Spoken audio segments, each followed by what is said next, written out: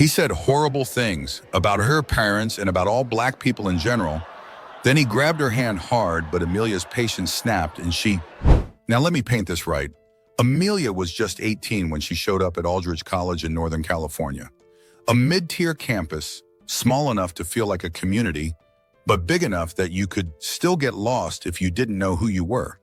She didn't come from money, didn't pull up in no Tesla, no legacy scholarships, no family name on a campus building. Just a suitcase, a heart full of grit, and the kind of quiet determination that don't need to be loud to be strong.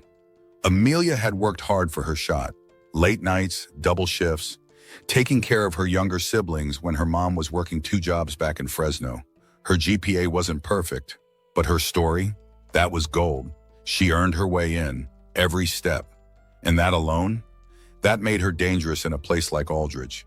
Because folks like George Stoner, yeah, that George, couldn't stand people they couldn't control. George was the kind of dude who thought he ran the place. 6'2", fake Southern charm, and daddy's wallet on speed dial. Son of some oil exec down in Houston. Real good at pretending to be charismatic when parents were around. But when it was just students, different story. He rolled with a crew too, 3 other guys who walked like bodyguards and laughed at everything George said, even when it wasn't funny. And George, he had a special interest in making Amelia's life difficult. At first, it was the little stuff. Comments in the dining hall. Who let the help into the dorms? Oh look, it's Charity Case Cinderella. He made sure everyone heard it. Loud, open, public, like bullying was part of his brand. Amelia? She didn't flinch. She kept it pushing, focused, headphones in, eyes straight ahead. But George couldn't stand that. He wanted a reaction. So, he pushed harder. One afternoon after econ class, he corners her outside the building. Sun blazing, crowded building. You know how it is. People pretending not to watch, but watching everything. George steps in close. Too close. You think ignoring me makes you better than me? He spits. You're nothing here, just a quota fill. Amelia takes a breath. Calm, controlled. She doesn't give him the show he wants. And that's when he snaps. He grabs her arm. I'm telling you, it wasn't rough at first, more like that fake grip, I'm in charge move guys like him use to prove they can. But Amelia's eyes shifted in that moment, not wide with fear, narrowed, focused. I've seen that look before. It's the look of someone who's done being polite. Before George could blink, boom, he was off his feet. Amelia moved like water, fluid, no wasted motion. One twist, one step, and that boy was flat on his back, hands up, stunned, face redder than a stop sign. You could hear a pin drop. And then, damn, somebody whispered it, and it echoed. Phones came out, videos, snaps, TikToks, you name it. George scrambled up, eyes wild, like he couldn't believe what just happened. You crazy, but... She cut him off cold. You touch me again, she said loud and clear, and you'll find out what the advanced class feels like. She didn't yell, didn't curse, but that delivery? Deadly, like her voice had been sharpened just for that moment. George? He didn't say another word, just backed off. His boys didn't know what to do, just stood there looking lost, like their whole program glitched. And that was the moment, the shift.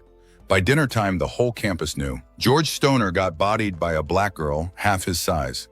That was the headline. Overheard in the quad, passed between dorms, retweeted by somebody in student council. But here's the thing that made it stick. Amelia didn't flex. She didn't make merch, didn't drop a diss video. She just showed up to class the next day like nothing happened. Still hoodie, still notebook, still headphones.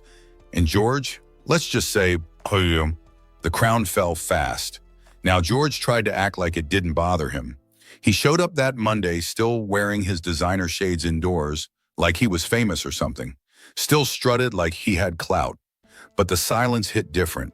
No one high-fived him. No one called his name across the quad. Girls weren't laughing at his corny jokes no more. Even his boys looked uneasy, like they were questioning everything. Because in a place like Aldridge, Dominance wasn't about grades or GPA. It was about presence. And once you get checked, publicly, physically, and perfectly clean, that presence shrinks real fast. The worst part for George? The video, you know the one. It started with the comment, "You think ignoring me makes you better than me?" Then the grab, then that flip, 7 seconds of justice. Within a day, it was on student group chats, Twitter threads, even made it to Black Twitter. Somebody captioned it, "Southern privilege meets judo karma." Amelia didn't repost it, didn't comment, didn't need to. She let it breathe. By Thursday, George tried to reclaim some control. He started telling people Amelia had overreacted, that it was a misunderstanding, that he was just joking around. You know, classic spin. But the people weren't buying it, because what they saw wasn't a misunderstanding. It was clarity. They saw a bully try to press someone who'd had enough and lose. And once that illusion of power broke, folks started seeing George for what he really was. Loud, basic, kind of dumb when you really listen. His jokes hit flat. His swagger felt forced. And without fear behind his name, he was just another rich boy with too many opinions and not enough depth. Meanwhile, Amelia, she kept climbing. Professors started paying attention to her in a new way. Not like she was a star student, but like someone they respected. Like someone who didn't just survive college, she shaped it. People started speaking to her in the halls, asking to sit next to her in lectures. Not out of pity, not even out of awe, but out of something real. Respect. See, what they didn't know was that Amelia had been training in judo since she was 6. Her uncle owned a small gym back in Fresno, said every black girl should know how to hold her own. She didn't do it to compete.